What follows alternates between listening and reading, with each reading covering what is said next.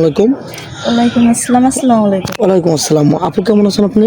এই তো ভাইয়া ভালো আছে। আপনারা ভালো আছেন? আল্লাহ তাআলা খুব ভালো রাখছে। যাই হোক আপনার নাম আর আপনার পরিচয়টা আমাদের দর্শক জানতে চাই। আমার নাম খাদিজা আক্তার। আচ্ছা। আমি আসছি কুষ্টিয়া থেকে। কুষ্টিয়া ভেড়ামারা নাকি? হ্যাঁ, কুষ্টিয়া। আপনার ফ্যামিলিতে কে কে আছে জানো? আমার ফ্যামিলিতে হচ্ছে গিয়ে আমার বাবা আছে, আপন মা নিয়ে একটা সৎ মা আছে আর ছোট্ট একটা ভাই আছে সৎ মা। সৎ মা আচরণ কিরকম করে আপনার সাথে? এখন ওটা কি বলবো, ছোট থেকে বড় হয়েছি, মানে আদরের সময় আদর করে, বুঝেনি তো। সৎ মা যেমন হয় আপন মানুষ সমাতুল্য তার হবে না, এরকম অনেক ডিফারেন্স হয়। এটা বলে হলো আপনি সবাই জানে নাকি? তো দেখো ওই আপন মায়ের আদর ভালোবাসা এরকম স্নেহ আর পান না। না।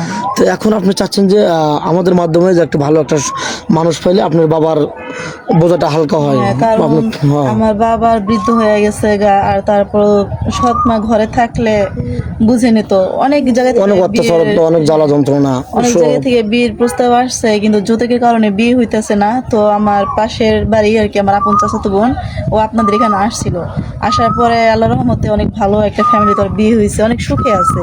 পরে হচ্ছে গিয়া মানে ওরে নিয়ে আমার বাবার সাথে বসে আর কি কথা বলে পরে আপনাদের এখানে আসছি। এখন আমার যদি ভাগ্যে থাকে একটা নসিবে থাকলে হবে নাকি?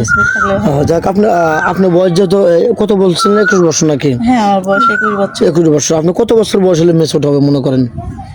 এখন দেখেন, বয়স কোনো একটা ফ্যাক্ট না। এখন যেরকমই হোক না কেন, একটা মানে গরিব ঘরের ছেলে হলেও আমার কোনো প্রবলেম নাই, কিন্তু একটু ভালো হতে হবে। মানে তার চাল চলন, আচার ব্যবহার, চরিত্র সব দিক দিয়ে ভালো থাকতে হবে, যেন তার সাথে সারা জীবন কাটাতে পারেন এরকম একটা ম্যান হতে হবে। যে আমি যার হাত ধরবো, আমি ইতিম অসহায় মানুষ, কত একদম গরিব মানুষ, আমি জানি প্রতারিত না হয় বা ভবিষ্যতে মানে আমি লাঞ্ছিত না হই নাকি?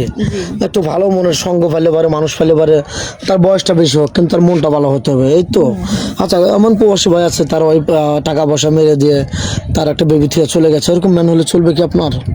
হ্যাঁ, আমার এরকম হলেও চলবে। ধরেন যে কারো বউ মারা গেছে গা, কিংবা বউ বাচ্চা কাচ্চা রেখে চলে গেছে, এরকম হলেও কোনো সমস্যা হবে না।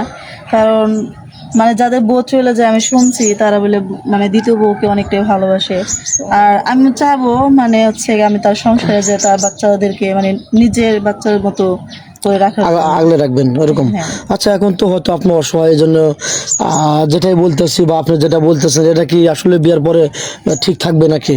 এখন দেখেন, সবাই কিন্তু একরকম হয় না, কিন্তু আমি চাবো যে যে আমার বিপদের সময় আমার উদ্ধার করছে, কারণ হচ্ছে গিয়া আমি তো অনেকটা গরিব ঘরের মেয়ে, মানে যৌতুকের কারণে আমার বিয়ে হইতেছে না। যৌতুক ছাড়া যদি কেউ আমাকে বিয়ে করে রাখতে পারে, তাহলে আমি ভাববো যে সে যদি আমার বিপদের সময় পাশে থাকতে পারে, তাহলে আমি কেন তার সংসারে এসে অশান্তি করব?